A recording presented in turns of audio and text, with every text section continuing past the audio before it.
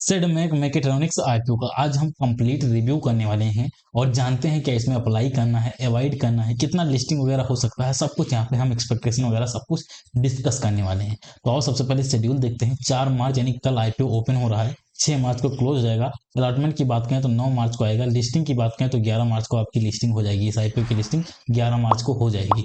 IPO detail की बात करें तो आईपीओ साइज 1087 करोड़ के अराउंड है, जो कि बढ़िया है। फ्रेश कितना है? एक भी फ्रेश नहीं है, 100% ओएफएस है। ये नेगेटिव पॉइंट है, जब ओएफएस पूरा पूरा रहता है तो एक नेगेटिव पॉइंट, एक प्रॉब्लम वाली बात हो जाती है। प्राइस बैंड की बात करें तो प्राइस बैंड 1287 से 1352 पर शेयर रखा गया है। लॉट की बात करें तो 11 का लॉट रखा गया है। ये सब कुछ यहाँ पे आप डिटेल देख सकते हो। आईपीओ रिजर्वेशन की बात करें तो यहाँ पे रिटेल के लिए 35% के अराउंड पोर्सन है, अच्छी बात है। क्यूआईबी के लिए 50% के अराउंड, एनआईए के लिए 15% के अराउंड, तो बढ़िया है यार। अपने जो रिटेल प्लेयर हैं उनके लिए 35% का पोर्सन है, ये अच्छी बात है। लॉट साइज एंड इन्वेस्टमेंट की बात करें, एक लॉट में 11 शेयर आएंगे यानी 11 शेयर आएंगे, तो इसका अमाउंट होगा 14,872 रुपये। तो आपको एक लॉट के लिए 14,872 इन्वेस्ट करनी होंगी। अब आपको जितना भी लॉट लेना है उसके अकॉर्डिंग कैलकुलेट कर लेना कि आपको कितना पैसा लगने वाला है। मेन रिव्यू अब यहाँ से शुरू होता है। कंपनी करती क्या है, यहीं से शुरुआत होती है। तो कंपनी की बात करें तो ये कंपनी एक Pune based deep tech company है जो कंट्रोल इलेक्ट्रॉनिक्स में स्पेशलाइज करती है। कंपनी के फाउंडेशन की बात करें तो ये आईआईटी बॉम्बे में रखी गई थी 2007 में, और आज ये mission critical control solution design और मैन्युफैक्चर करती है। तो कंपनी का जो मेन सेगमेंट है, मेन सेक्टर है, उसको समझो। मेन सेक्टर इसका है डीप टेक कंपनी है, पूरा डीप टेक, और उसमें भी एक कंट्रोल इलेक्ट्रॉनिक्स में एकदम स्पेशलाइज है, उसी का सारा वर्क करती है। और इसकी खास बात यह है कि इंडिया की फर्स्ट कंपनी है जो sensorless communication based integrated starter generator develop करी है। जनरेटर कहाँ यूज होते हैं? 2 व्हीलर में और एज वेल 3 व्हीलर में यूज होते हैं। पोर्टफोलियो में यहाँ पे बहुत सारे नाम हैं, आप चाहो तो इसको पढ़ लो। इलेक्ट्रिक मशीन वगैरह, पावर इंजन, फलाना ढिमकाना, जो भी पढ़ना है आप चाहो तो इसको पूरा डिटेल में पढ़ लो, वरना पढ़ने का कोई मतलब नहीं बनता है। हमको यही जानना था कंपनी का सेक्टर क्या है, कंपनी का सेक्टर स्ट्रांग है कि नहीं। तो ऑब्वियसली कंपनी का सेक्टर स्ट्रांग है, कंपनी के सेक्टर से मुझे कोई प्रॉब्लम नहीं है। कंपनी का सेक्टर शानदार है भाई, सेक्टर में कोई दिक्कत देखने को नहीं मिली है। इसमें एक रिस्क की बात यह है कि इसकी जो मैन्युफैक्चरिंग है पुणे महाराष्ट्र में ही है, जो इसका बहुत ही एक कंसंट्रेशन रिस्क है। बाकी कंपनी का सेक्टर ठीक है, कोई दिक्कत नहीं। कंपनी का सेक्टर हमें यही जानना था, कंपनी का सेक्टर कैसा है। कंपनी का सेक्टर शानदार है। फाइनेंशियल डिटेल की बात करें तो रेवेन्यू आप देखोगे 24 से 25 में 23% से बढ़ा है। EBITDA की बात करें तो 50.47 से बढ़ा है, मतलब शानदार। पेट की बात करें 700% के अराउंड से बढ़ा है भाई, शानदार। 24 से 25 में बहुत तगड़ा जंप आया है। टोटल एसेट की बात करें तो 22% के अराउंड से बढ़ा है। नेटवर्थ 144% के अराउंड से बढ़ा है। बोरो की बात करें तो इनका बोरो कम हुआ है, 67% डाउन हुआ है, ये अच्छी बात है। ईपीएस की बात करें 653% ईपीएस बढ़ा। ये सब इसके शानदार पॉइंट है, बढ़िया है भाई। मतलब तगड़ा यहाँ पे फाइनेंशियल देखने मिल रहा है, फाइनेंशियल शानदार है। फाइनेंशियल में कोई दिक्कत नहीं है, फाइनेंशियल इसका तगड़ा है।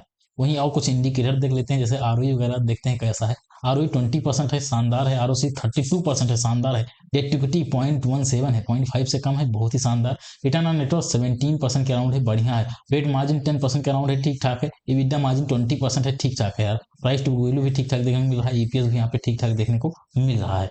आईपीओ के ऑब्जेक्टिव की बात करें तो ऑब्जेक्टिव इसमें क्या ही होगा, पूरा ओएफएस से ऑफर फॉर सेल है, तो पूरा पैसा जो लोग अपना शेयर बेचेंगे उनके पास जाने वाला है, तो कोई यहाँ पे मतलब नहीं बनता है। और पीयर कंपैरिजन देखते हैं कि पीयर कंपैरिजन पीयर में अपने सस्टेन कर भी पा रहे हैं कि नहीं कर पा रहे हैं। तो यहाँ पे बहुत बड़े बड़े नाम देखने मिल रहा है। बोस लिमिटेड, इसका नाम भी देखने मिल रहा है। सोना बीएलडब्ल्यू का भी नाम देखने मिल रहा है। तो तगड़ा तगड़ा नाम यहाँ पे देखने को मिल रहा है, तो मे भी ये यहाँ पे सस्टेन ना कर पाए।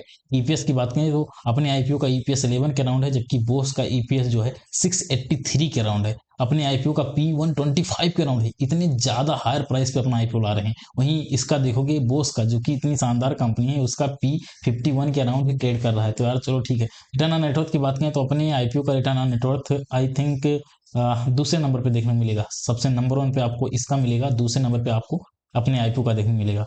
ऐसे नेट एसेट वैल्यू की बात करें तो बोस लिमिटेड का नेट एसेट वैल्यू भी शानदार है, 4,682 के अराउंड है। तो कहीं ना कहीं क्लियर विनर यहाँ पे बोस लिमिटेड मिल रहा है। बोस बोस इसको क्या बोलते हैं, ये नंबर 1 पे आ रहा है। नंबर 2 की बात करें तो नंबर 2 पे मेरे अकॉर्डिंग सेफलर इंडिया लिमिटेड देखने को मिलेगा, क्योंकि इसका भी रिटर्न ऑन नेटवर्थ सबसे ज्यादा है। ईपीएस शानदार है, पी वगैरह रिजनेबल है, इस वजह से दूसरे नंबर पे देखने मिलेगा। तीसरे नंबर की बात करें तो तीसरे नंबर पे आपको जेडीएफ कॉमर्शियल होना चाहिए, क्योंकि ईपीएस वगैरह इसका भी शानदार है।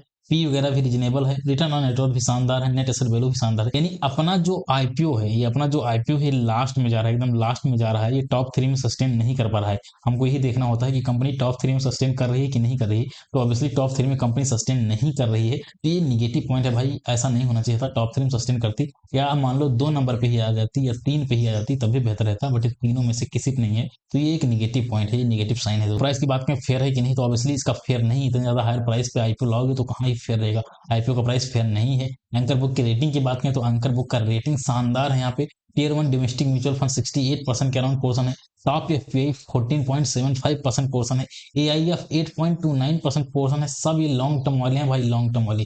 यहाँ पे high quality domestic institution 2.76% portion है। यही इतना आप मिला लोगे, करीब 94-95% इतना ही पोर्सन आ जाएगा जो लॉन्ग टर्म वाले हैं। तो ऐसे ही यहाँ की इसकी एंकर बुक की रेटिंग शानदार उछाल मार दी। देखो 9.4 की रेटिंग देखने को मिल रही है, शानदार रेटिंग है भाई, मतलब एक्सलेंट एक्स्ट्रा ऑर्डिनरी रेटिंग इसे माना जाता है। बहुत तगड़ा रेटिंग है। एंकर बुक की क्वालिटी बहुत ही शानदार, बहुत ही जबरदस्त एंकर बुक की क्वालिटी है। फंडामेंटल की बात करें, स्ट्रांग है कि गुड है। देखो फंडामेंटल स्ट्रांग हो जाता, कंडीशन ये थी इसका कि ये अपने पीयर में कहीं ना कहीं सस्टेन करना चाहिए था, इसको अपने पीयर में कंपटीशन में इसको सस्टेन करना चाहिए था, टॉप 3 में आ जाता।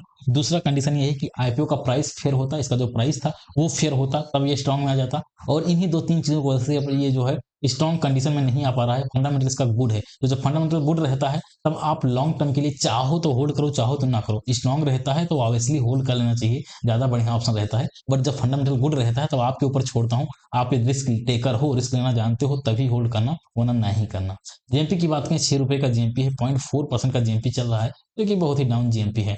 बात करते हैं इसमें अप्लाई करना है कि नहीं करना है, क्या कुछ करना है, सब कुछ यहाँ पे देखते हैं। देखो भाई, यदि किसी को इसमें लॉन्ग टर्म के लिए अप्लाई करना है, लॉन्ग टर्म के लिए व्यू बना रहा है कि लॉन्ग टर्म में इसमें जो है देखते हैं क्या कुछ हो सकता है, तो लॉन्ग टर्म में यहाँ पे व्यू बन रहा है, लॉन्ग टर्म में आप अप्लाई के लिए सोच सकते हो, क्योंकि एंकर बुक की क्वालिटी शानदार है, कंपनी का सेक्टर ठीक ठाक है, फंडामेंटल ठीक ठाक है, स्ट्रॉन्ग तो नहीं है बट फंडामेंटल गुड है, बढ़िया है। तो इस वजह से आप लॉन्ग टर्म के लिए अप्लाई कर सकते हो।